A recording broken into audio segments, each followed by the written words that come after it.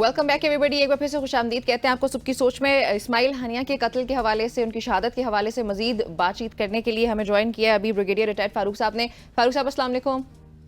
फारूक साहब ये बताइएगा कि ये जो अभी शहादत हमारे सामने एकदम से आई है इब्राहिम रईसी के बाद, ये दूसरी बड़ी खबर आई है जो कुछ ही रोज के अंदर, कुछ ही अरसे के अंदर हमारे सामने आई, और ईरान की सरजमीन पर इस्माइल हनिया का कत्ल हुआ। अब इसको आप कैसे देखते हैं? आपको क्या लगता है इसके क्या असरात होने जा रहे हैं फिर नियर फ्यूचर में? बिस्मिल्लाह, बहुत शुक्रिया। पहली बात तो ये है कि जिस तरह इसराइल ने बार बार डिस्प्ले किया है कि वो इंटरनेशनल लॉ तो वो किसी खातर में नहीं लेके आते हैं, जिस किस्म की वायलेशन वो कर रहे हैं, तो जारी बात है इसके पीछे जो है वो इसराइली है। अब ये तो प्रेसिडेंट मिसाइल अटैक हुआ था जहां वो रह रहा था, या कोई ग्राउंड पे इसराइली एजेंट्स थे, उन्होंने आके मारा। लेकिन द फैक्ट कि ये तेहरान में हुआ है और एक ऐसे इंपॉर्टेंट फंक्शन में जहाँ ईरानियन प्रेसिडेंट जो है वो अपना नए प्रेसिडेंट को ओथ ऑफ ऑफिस ले रहे हैं, तो इसमें अब ईरान के ऊपर इसकी बड़ी इम्प्लीकेशंस हैं कि ईरान डायरेक्टली इसराइल के साथ इनडायरेक्टली तो पहले भी इन्वॉल्व था। आपको पता है कि ईरान के दो तीन जर्नल जो हैं मिडिल ईस्ट में जो लड़ रहे हैं अपना प्रो हमास, प्रो सीरिया और एंटी इसराइल फोर्सेस में, उनको शहीद किया गया था अंदर। लेकिन ईरान में एज अ स्टेट गेस्ट की हालत में अगर हमास के लीडर को टारगेट किया जाता है तो ये बहुत ही सीरियस मामला है। तो मेरा ख्याल है कि इसमें एक तो पहली बात यह है कि जो ऑलरेडी हालात हैं जिसमें 40,000 हमास के अपना फलस्तीनी शहीद हो चुके हैं, इतनी खौफनाक जंग हुई है, गजा को उन्होंने डेसिमेट कर दिया, बिल्कुल रबल में कन्वर्ट कर दिया है। अब इसमें और तेजी आएगी। 2 दिन पहले आप देखें कि ईरान ने, इसराइल ने बेरूत के ऊपर भी एक एयर स्ट्राइक की थी। हिजबुल्लाह ने चंद दिन पहले टेल अवीव पे स्ट्राइक की थी, और हुती रेबल्स ने ड्रोन अटैक किया था। वो यमन से उन्होंने ड्रोन फायर किया था जो टेल अवीव में जाके गिरा था। मेरा ख्याल इस पे पहली बात है कि ईरान की एक रिटेलिएशन आएगी। ईरान उनको छोड़ने नहीं लगा। ईरानी सदर को जो हलाक किया गया था एक हेलीकॉप्टर अपना हादसे की शक्ल दी गई थी। जी हाँ, उसको हादसे की शक्ल दी थी।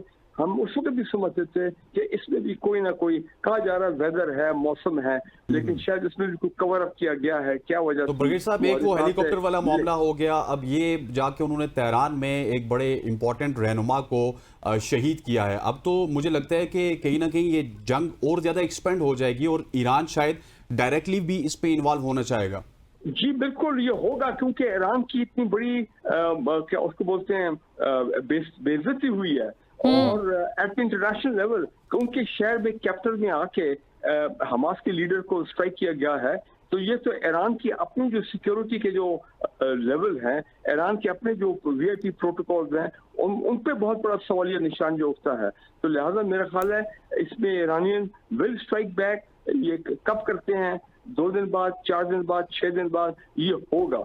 और दूसरा, जो जितने प्रो ईरानियन ग्रुप्स हैं, जितने प्रो फलस्तीनी ग्रुप हैं, फलस्तीन जैसे प्रो हमास ग्रुप्स हैं, आप देखेंगे उनके हमले बढ़ेंगे। और ध्यान में रखें कि अभी चीन ने कमाल कर दिया है, जो कि लोगों ने नोट किया है, लेकिन सब हैरान थे कि चीन ने अपनी एक बड़ी खामोश डिप्लोमेसी से हमास और अल फतह, जो 2 बड़े मेन ग्रुप हैं फलस्तीनी रेजिस्टेंस के, उनका आपस में मुआहदा कराया है। तो ये ना हो कि अल फतह वाले लोग जो हैं वो भी किसी तरीके से इसमें जंग में शामिल हो जाए। तो ये जंग बढ़ेगी, और मैं आपको ये बता दूं कि इसमें इसराइल का नुकसान ज्यादा होने जाएगा, क्योंकि अब जब ये हद क्रॉस कर दी, इस किस्म की रेड लाइन उन्होंने क्रॉस कर दी इसराइल ने, तो फिर आप कुछ भी एक्सपेक्ट कर सकते हैं हमास से। आपको मालूम है हर किस्म के खौफनाक हथियार वो ये रेजिस्टेंस ग्रुप जो है इनके पास होंगे, जरूर होंगे, कि वक्त के मुनासिब वक्त पे उनको इस्तेमाल किया जाए। तो फारूक साहब, shall we expect more retaliation from Hamas या फिर ईरान से? बिल्कुल, इसमें तो आप ईरान नहीं करेगा तो ईरान की अपनी वो मेरे पास मुझे वो लफ्ज मेरे दिल में रह रहा है कि उनकी अपनी बड़ी बदनामी हुई है। हाँ। कि उनके देखे ना, उनके अपने लोग उनकी तरफ देख रहे हैं, और उनका अपना इवेंट जो है इतना बड़ा इंपॉर्टेंट इवेंट कि प्रेसिडेंट का, नए प्रेसिडेंट का ओथ है, उसके वक्त एक इंटरनेशनल गेस्ट, फॉरेन गेस्ट आता है और वो टारगेट होता है। तो ये तो ईरान को काबिल कबूल नहीं है, हो ही नहीं सकता। तो रिटेलिएशन ईरान की तरफ आई, इसमें कोई शक नहीं है। लेकिन अब जो एस्केलेशन है वो जंग का फैलाव जो है वो ज्यादा होगा गल्फ में। अच्छा ब्रिगेडियर साहब, जिस तरह आपने ये कहा, चाइना की भी हमने सुना था, चाइना के भी सॉरी टू इंटरवीन कि उन्होंने अल-फतह और हमास के दरमियान एक रिकंसिलिएशन करवाई थी। सो वो दोनों ग्रुप मिलकर रिटेलिएशन करेंगे और ऊपर से चाइना इंटरेस्ट ले रहा है, तो ये फिर एक वर्ल्ड वॉर की तरफ ही चीजें जा रही है कि एक तरफ इजराइल के बैक पे अमेरिका खड़ा है और दूसरी तरफ जो रिटेलिएशन करने वाले ग्रुप हैं उनको चाइना सपोर्ट कर रहा है। देखिए जी, ये तो बात अभी सामने आ गई, न सिर्फ चीन बल्कि रूस जो है रशिया वो भी जी, रशिया भी क्योंकि सपोर्ट कर रहा है। वो भी मिडिल ईस्ट के अंदर वो ये एंटी इसराइल फोर्सेस जो है उनको सपोर्ट कर रहा है। खासकर हम हमास और इनकी हिजबुल्लाह की बात कर रहे हैं, हुती रेबल्स की बात कर रहे हैं। अभी और भी ग्रुप इराक में जो प्रो ईरानियन ग्रुप्स हैं, अभी आप देखेंगे वो भी मैदान में आ जाएंगे। बिकॉज अब तो इसके बाद फ्री फॉर ऑल है जी। अब क्या पीछे रह गया? जब हमास का लीडर उन्होंने मार दिया तो फिर अब तो कोई चीज पीछे नहीं रही है। तो लिहाजा अब ज्यादा शिद्दत आएगी, ज्यादा खुल के लड़ाई होगी। और अमेरिका की आपने बात की है, अभी नेतान्याहू जब वॉशिंगटन गए, आप देखें कि वैसे तो शर्म आनी चाहिए अमेरिकन कांग्रेस को कि उन्होंने फिर भी खड़े होकर हर 2 मिनट के बाद उसको स्टैंडिंग ओवेशन दे देते जब नेतान्याहू ने कांग्रेस को अपना खिताब किया। लेकिन फिर भी 50-60 वहां पर डेमोक्रेट लोग थे, मेंबर्स ऑफ द कांग्रेस, जिन्होंने बॉयकॉट किया। और अमेरिकी पब्लिक जो है वो आप देखिए कितनी तादाद में निकली और उन्होंने कंडेम किया अपना नेतान्याहू को। तो लिहाजा अमेरिका जो है वो अभी भी, जब तक ट्रंप आएगा देखे जाएंगे क्या हालात होते हैं। लेकिन अभी इस वक्त जब बाइडेन पावर में है तो वो तो फुल सपोर्ट है इसराइल के लिए। ठीक, अच्छा, लेकिन ब्रिगेडियर साहब, इस सारी सूरत हाल में जब ये एस्केलेट कर जाएंगी चीजें तो उसमें पैलेस्टीनियंस का ज्यादा नुकसान नहीं होने जा रहा है? वो तो ज्यादा सफर करेंगे, वो पहले से इतना ज्यादा कर रहे हैं। देखें, वो तो उन्होंने और कुर्बानी दे दी। 40,000 फलस्तीनी शहीद हो गए। गजा के लोग जो है वो 1 लाख के करीब जो है वो जख्मी हुए। वो तो इससे ज्यादा बर्बादी उनकी क्या हो सकती थी? ज्यादा कुर्बानी वो क्या दे सकते हैं? लेकिन फिर भी वो दे रहे हैं। और अभी जंग फैलेगी लेबनान के अंदर, क्योंकि अभी हिजबुल्लाह जो है वो बड़ा शदीद उसके हमले होंगे। पीछे भी 10 दिन पहले उन्होंने पूरा बराज ऑफ रॉकेट अटैक्स भेजा था टेल अवीव की तरफ और इसराइल के अड्डों की तरफ। हाइफा जो नेवल बेस है वहां पे उन्होंने हमला किया था। सो ये मामला अभी बढ़ेगा और ये जो तमाम अरब ममालिक हैं जो इस वक्त मैं समझता हूँ बदबख्त लोग हैं और मक्कार लोग हैं, मुनाफिक लोग हैं, जो इस वक्त अपने जाती मफादात के लिए, इकोनॉमिक हो चाहे सिक्योरिटी हो, जिनके ताल्लुकात है इसराइल के साथ, जो चुप करके बैठे हैं, आप देखेंगे एक एक करके ये भी इसमें घसीटे जाएंगे। और ये एक खौफनाक मामला हद तक ये मामला जो है वो। अच्छा ब्रिगेडियर साहब, मुझे सिर्फ इतना बताइएगा, ये क्योंकि जो इस्माइल हैं, इस्माइल हनिया, ये पॉलिटिकल विंग के सरबराह थे। सो मिलिटेंट विंग तो दूसरी तरफ है। अगर आप पॉलिटिकल विंग के सरबराह को इस तरह सरेआम निशाना बनाएंगे तो इजराइल की जानिब से भी अब मैसेज दिया जा रहा है कि वो हर किस्म की फलस्तीनी को जो कि हमास के साथ एसोसिएटेड है उसको वो खत्म करना चाहते हैं। जी, वो तो बात सही है, बिल्कुल। उन्होंने तो बड़ा क्लियरली मैसेज दिया है और उन्होंने ये भी मैसेज दिया है कि वो जिधर भी हमास की लीडरशिप होगी, अब देखें वो तेहरान तक आए हैं और वहां पे आके उन्होंने टारगेट किया है। तो हमास के जो अभी और जो लीडर होंगे, जिधर जिधर उनको मिलेंगे वो उनको एलिमिनेट करेंगे। देखिए नेतन्याहू ने जाके क्या कहा हुआ वाशिंगटन में, उसने कहा कि जी मैं और मुझे थोड़ा सा और आप औजार दे दें और टूल्स दे दें ताकि हम इनको बिल्कुल इनका इस जमीन बिल्डोज कर दें, इनको हस्ती इनकी जो है वो इनको इनके निपटा दें, इनकी नस्लें जो है वो खत्म कर दें। वो तो नस्ल कशी में उतरे हुए।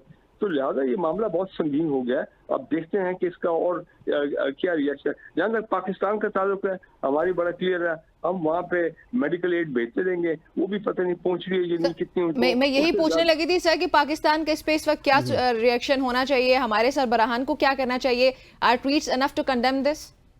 देखें, वो अभी प्राइम मिनिस्टर पाकिस्तान ने 2 दिन पहले भी एक बड़ा सख्त बयान जारी किया था जिसने कंडेम किया था Israeli aggression against Palestinians, Hamas ने सारा। तो हम मैक्सिमम ये होगा कि हम इसको कंडेम करेंगे और बड़े भरपूर अल्फाज में। सर हम ट्वीट भी करते हैं। आप हमारे साथ रहिएगा। यहाँ पर ब्रिगेडियर वकार साहब ने भी हमें ज्वाइन किया है, वो भी दिफाई तजिया निगार हैं। ब्रिगेडियर साहब बताइएगा, इस्माइल हनिया के हवाले से जो कि खबरें आ रही है बड़ी तशवीशनाक हैं, इसकी क्या इम्प्लीकेशंस होंगी? अभी हम वकार साहब से बात कर रहे थे, लग ये रहा है कि ईरान भी अब एक पार्टी बन जाएगा और जिस तरह चाइना रिकंसिलिएशन करवा रहा है, तो ये एक वॉर को एक्सपेंड करने वाली सूरत हाल यहाँ पे बन रही है। जी एग्जैक्टली, आई थिंक आपकी ऑब्जर्वेशन ठीक है। इसमें अगर देखा जाए तो इजराइल ने कुछ अर्सा पहले मोसाद के चीफ ने अनाउंस किया था कि हम जो हमास की लीडरशिप है, चाहे वो तुर्की में हो, ईरान में, और कतर ने नाम लिया था उनका, हम असैसिनेट करेंगे। उससे पहले कोई हिस्ट्री है ईरान में, अनफॉर्चुनेटली असैसिनेशन जो हुई है, स्पेशली इनके जो डिविजनल गार्ड कोर के जो सरबराह थे जनरल कासिम सुलेमानी है, फिर इनके एक बड़े सीनियर न्यूक्लियर साइंटिस्ट, इस सबको ईरान के अंदर या इराक में असैसिनेट किया गया। इसका मतलब है कि मोसाद के एक तो पंजे बिल्कुल गड़े और अनाउंस करके कर सकते हैं, और दूसरी मिसाल भारत की है कि 2 रोक स्टेट हैं जो अनाउंस करके असैसिनेशन कर रही हैं। लेकिन आई थिंक सबसे ज्यादा प्रेशर इस वक्त ईरान पे इस लिहाज से है बिकॉज एक तो कल हल्फे अलबरदारी की तकरीब थी उनके नए प्रेसिडेंट की, और उसमें मेहमान गए हुए थे, और साहबजादा इस्माइल हनिया शहीद भी मेहमान के तौर पे। तो एक मेहमान की जो हिफाजत है, सिक्योरिटी है, वो बहुत बड़ी जिम्मेदारी होती है, क्योंकि इसमें फिर ईरानी लीडरशिप पे बहुत ज्यादा सवाल उठेंगे। उससे पहले इनके प्रेसिडेंट शहीद हुए एक हेलीकॉप्टर हादसे में, लेकिन उस पर भी क्वेश्चन मार्क है कि क्या ये मोसाद ने करवाया है, बिकॉज ओल्ड अमेरिकन हेलीकॉप्टर, क्यों इस तरह बैठे हुए थे। तो ये बड़ी अनफॉर्चुनेट है। दूसरा, अगर आप लिंक करें कि कल जो है बैरूत में हमला किया है बड़े अरसे बाद इसराइल ने, इसका मतलब लेबनान को भी जंग में झोंका जा रहा है। 40,000 से ज्यादा फलस्तीनी शहीद किए जा चुके हैं, जो बिल्कुल अभी इस वक्त नम हो चुकी है इस्लामिक वर्ल्ड जो है, कि आप डेली देखते हैं कटी हुई लाशें बच्चों की, खवातीन हैं। रेप्स की खबरें आई हैं अभी, उन्होंने जो कैदी थे उनको रेप किया है। तो अनफॉर्चुनेटली इसका मतलब है कि बिल्कुल नम हो चुकी है Islamic world, I would say 1.5 अरब से ज्यादा आबादी। अब फिर आप हुदैदा पे आ जाएं, आई थिंक इसी हफ्ते अटैक हुआ है जो यमन की हुतियों के इस्तेमाल पोर्ट है। बात हो रही थी रिकंसिलिएशन की, ये जी पीस टॉक, लेकिन मेरे ख्याल में सारा ब्लफ है। जिस तरह नेतन्याहू का इस्तकबाल हुआ यूएस कांग्रेस में, स्टैंडिंग ओवेशन दी गई, उसके एक एक फिक्रे पे ये सारे मेंबरान खड़े होकर तालियां बजाते रहे। तो वेस्ट की तो आई थिंक लाइन बड़ी क्लियर है। आप कह सकते हैं जी फलाना आ गया तो कल कमला हैरिस आ जाएगी, तो उससे पहले फलाना था ट्रम्प आ जाएगा, कोई फर्क नहीं पड़ेगा। आई थिंक वो इसी रीजनल कंट्रीज का इसमें रोल बनता है। पाकिस्तान है, ईरान, तुर्की, रशिया है, और चाइना जो किसी हद तक चाहते हैं कि खित्ते में स्टेबिलिटी आए। हम इसी रोल की बात करने लगे वकार साहब, बल्कि फारूक साहब से लास्ट क्वेश्चन था ही ये कि पाकिस्तान में हम लोग सिर्फ ट्वीट्स कर देंगे या कोई बयान जारी कर देंगे, दैट इज नॉट एनफ। तो फारूक साहब, आपको क्या लगता है कि हमारी फोर्सेस की, हमारी गवर्नमेंट की इस पे क्या पोजीशन होनी चाहिए, क्या क्या करना चाहिए? क्योंकि ये हमला सिर्फ इस्माइल हनिया पर नहीं, तमाम तर मुसलमानों पर है, हमारी मुसलमान दुनिया पर है।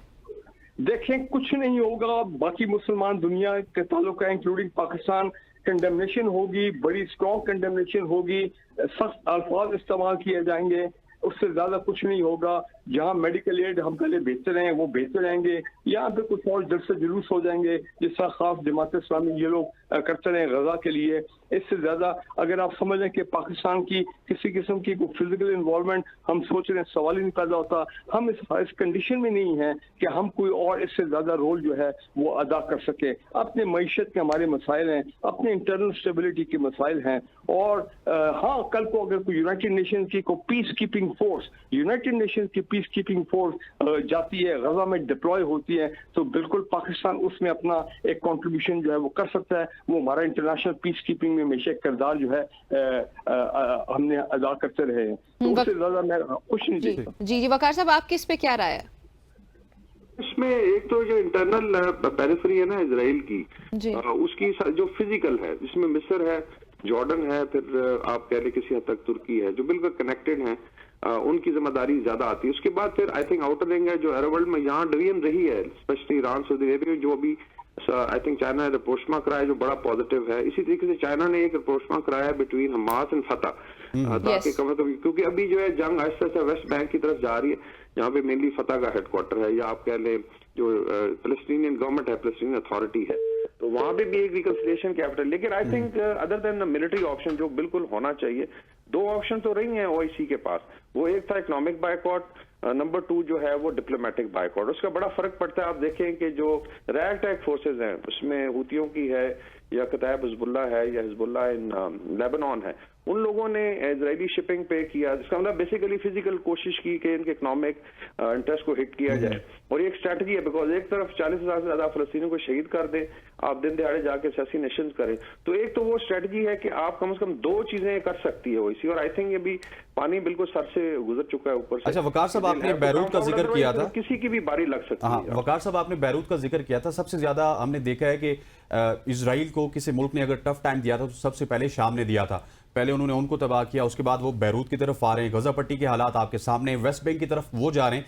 तो अब वो तमाम तर जो उनकी पॉलिसी है वो तो ग्रेटर इसराइल की तरफ बढ़ रहे हैं और वो अपनी पॉलिसी के ऊपर अमल पैरा हैं, चाहे दुनिया कुछ भी कह दे, उन्होंने वही करना है जो उनकी पॉलिसी है। ये उसमें जो रेजिस्टेंस आई है ना, एक्सेस ऑफ रेजिस्टेंस को हम कई दफा अंडरमाइन करते हैं। देखें 7 महीने से इसराइल को कभी टफ टाइम नहीं मिला। एक्सेस ऑफ रेजिस्टेंस में हमास आ गई जो फिजिकली लड़ रही है अंदर, देन यू हैव नॉर्थ से लेबनान में हिजबुल्लाह ऑफ लेबनान है, फिर कताइब हिजबुल्लाह इराक में बड़ी एक्टिव है, एंड देन ये 4 आप कह लें कि I would say non state actors हैं, क्योंकि स्टेट्स तो उस तरह नहीं है, होती है। तो इससे आई थिंक एक तो इसराइल का जो था ना ये ख्वाब और सारी क्रेडिबिलिटी थी वो काफी डेंट हुई, मिलिट्री कैपेबिलिटी भी डेंट हुई, बहुत ज्यादा उनकी भी कैपेबिलिटी। लेकिन काश जो है ओआईसी अपना कम से कम डिप्लोमेटिक इकोनॉमिक वेट डाल दे, क्योंकि अभी तो ये सारा सामने हो रहा है। अगर आप देखें बच्चों की जिस तरीके से कटी हुई लाशें रोजाना आप लाइव देखते हैं, और अभी तो ऐसे हो गए अक्टूबर के आई थिंक नवंबर दिसंबर तक तो हम लोग बड़े शोर में चाहते रहे मीडिया पे, पर अभी एक apathy to loss of life हो चुकी है। यानी एक बड़ी रूटीन बन गई जी कि आप गिन लें जी आज 90 शहीद हो गए, कल इतने हो गए, अभी बहुत ज्यादा जुल्म हो रहा है। अगर टेक्निकली आप देखें तो 3 हिरोशिमा के बॉम्ब्स के बराबर ये ऑर्डिनेंस डिलीवर हो चुका है, ये बिल्कुल कैलकुलेट साइंटिफिकली प्रूवन है। तो उसने तो बेसिकली उसको बिल्कुल एक ठीक हो गया। वकार साहब यहाँ पे मैं थोड़ा सा है कि will have to rally it out. जी ठीक हो गया। अच्छा फारूक साहब, आपका मुझे पॉइंट ऑफ व्यू चाहिए ग्रेटर इसराइल के हवाले से, क्योंकि चीजें उसी तरफ बढ़ रही हैं। ये बात तो बिल्कुल सही है, ये तो बेसिक उनके इसराइली डिजाइन है ग्रेटर इसराइल, और उन्होंने और वेस्टर्न बैकिंग, अमेरिका की बैकिंग, बरतानिया और ये बाकी जो वेस्टर्न पावर्स हैं उनका ग्रेटर डिजाइन तो यही है कि जनाब इसराइल को एक्सपैंड करना और जितनी इसराइल की ऑपोजिशन है उसको खत्म करना है मिडिल ईस्ट के अंदर। और इस वक्त अगर कोई ग्रेटर इसराइली डिजाइन में कोई हर्डल है, कोई ऑपोजिशन है, तो वो ईरान की तरफ से है, या आप समझें कि सीरिया की तरफ से है, या कोई और ऐसे जो प्रो अपना हमास और ऐसे एंटी इसराइली जो एक्सपेंशनिस्ट के उनके डिजाइन के खिलाफ जो कुछ लोग हैं, ग्रुप हैं, वो हैं। उसके अलावा तो बाकी ने तो सब इसराइल की जो डोमिनेशन है उसको एक लिहाज से एक्सेप्ट कर लिया। उनके वहाँ पे अरब कंट्रीज हैं, जॉर्डन हो गया, इजिप्ट हो गया, टर्की हो गया, उनके साथ डिप्लोमेटिक रिलेशन हैं। आप देखें सिर्फ एक जुमला बोला है सर अर्दोगान ने टर्की के कि जनाब वक्त आ गया कि इसराइल पर हमला किया जाए, लेकिन सवाल ही नहीं पैदा होता कि अरब कंट्रीज में इतनी हिम्मत है कि वो इसराइल पर हमला करें। ठीक, बिल्कुल जी, बहुत शुक्रिया फारूक साहब आपका भी, वकार साहब बहुत शुक्रिया आपका हमें ज्वाइन करने के लिए। नाज़रीन गुफ्तगू है, ये सूरत हाल है, मजीद अपडेट्स भी हम इस पे शामिल करते रहेंगे इंशाल्लाह। आपने हमारे साथ ही रहना, यहाँ पे एक ब्रेक शामिल करने लगे।